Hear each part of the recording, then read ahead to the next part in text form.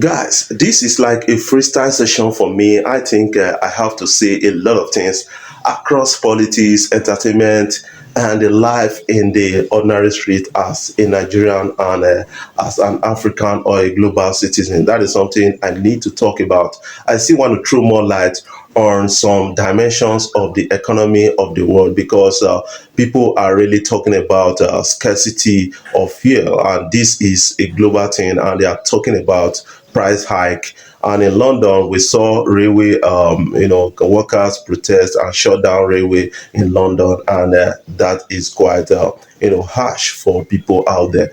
I think I have to speak about that. I still have to speak about the recent happening in the political terrain in Nigeria, because I was in a conversation with a lot of persons, and they did spoke about Peter Obi and Atiku Abubakar and Bola Ahmed Tinubu. These are the three giants they are looking up to. I think forming a merger between Labour Party and a new Nigerian People Party is one of the biggest right now people are looking up to. That is Kwankwaso at Peter Obi actually forming alliance to make the third force. And the third force is what most Nigerians are really interested in, because they are saying that, man, let us stop practicing two-party system where either PDP or APC, but let's build another political party called the third force. And people are really working on the merger between Kwankwaso, and I think if a merger comes out, it's going to be a third force really. I think also that the young people right now trying to come out as leaders in this country, like Sowore and a lot of others, they need to combine effort with the likes of Peter Obi and Kwankwaso to make it a third force. That is what we need right now. That is what a lot of people are talking about.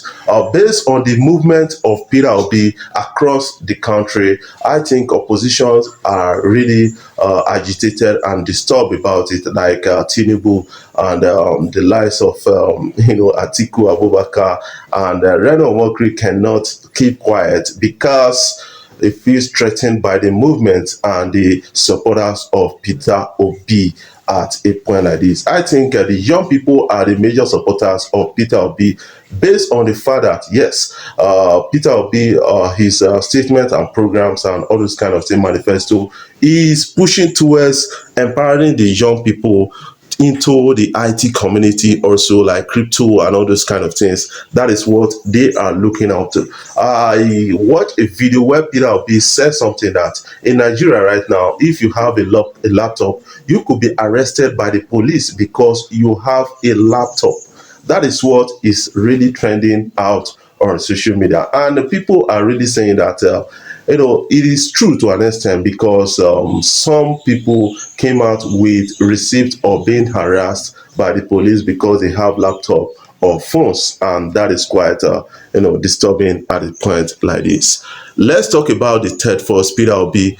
How is it going to be kind of welcomed in the north? That is what people are really showing concern about, because our politics has been between tribalism and religion, and that is what people really look at when they are voting sometimes. We have to look at it like Peter Obi is a Christian from the south. That is notwithstanding, but an Igbo also is another challenge for some people in the north to accept Peter Obi. And people are feeling that, yes, he can't really win until forces join with him.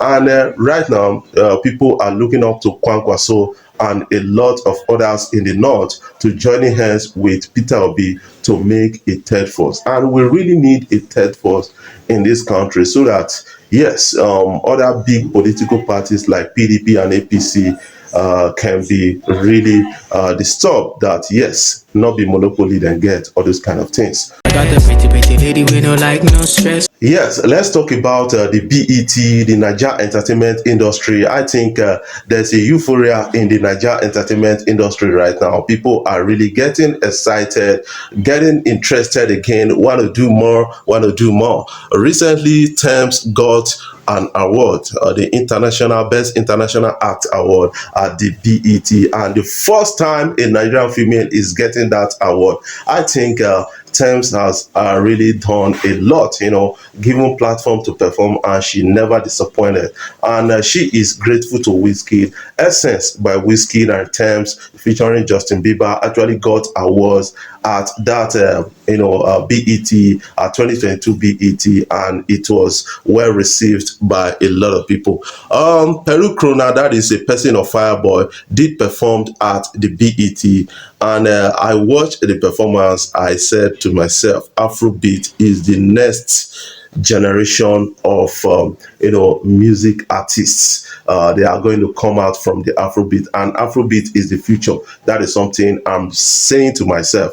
And we are diversifying into Afro rave, like Rema did come out to say Afro rave. You have to sound Arabic, Indian, just to conquer the market, Middle East. And the likes of CK, they are already doing numbers in that. CK receives a plaque in France, like a diamond, plaque in France, diamond platinums. That is a huge and a big number. I have to commend CK for actually doing something and believing in the Afrobeat industry. Right now, people are saying that, what about the hip hop world? The hip hop world, unfortunately, the people given responsibilities to actually do something about it, I think what is affecting them more is inferiority complex. Apart from that, also their attitude problem. The lives of Emma Abaga, the lives of Vector, the lives of Modena, and a lot of others. I think they need to come together and find a lasting solution to, like, how are we going to promote this? You have to put pride aside and then meet up with the likes of Rick Ross, American artists, collaborate with them, pay money if possible, and get yourself. Years ago, we remember that Niger Afrobeat artists, they were paying money to American artists to have them feature on song. But right now, the American artists are paying our Nigerian artists to have a feature. That is a big one. The likes of Odogu is collecting money for a feature already. The likes of Davido, Wizkid, and a lot of others. These guys are really doing amazing numbers. I think Afrobeat is one of the biggest strengths of Nigeria entertainment industry, and the hip hop community, they need to learn from this particular artist. What is your own take about that?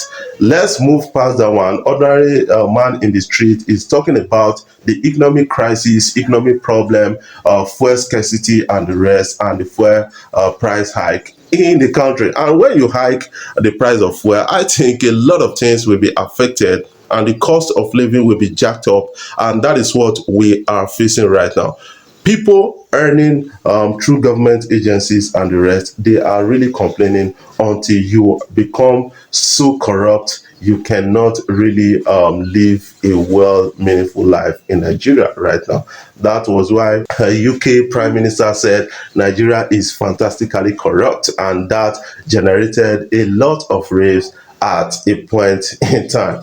And people in UK did protest. I think this price is global. That is something I cannot believe. What I'm looking at is this could be as a result of post-pandemic effects, and also the Ukraine Russian problem conflict is also contributing to the crisis, price hike in the world. That is something I believe about that, and we have to, like, kind of strategize and then say some prayers for ourselves, believe, and move and work hard a bit just to cut down your expenses, adjust your living a bit. I think these two will pass. That is something I believe about that. Before I jump off, finally, I want to take out this time to really appreciate you guys for watching my videos and sharing them across social media platforms. If you are new here, click the subscribe button below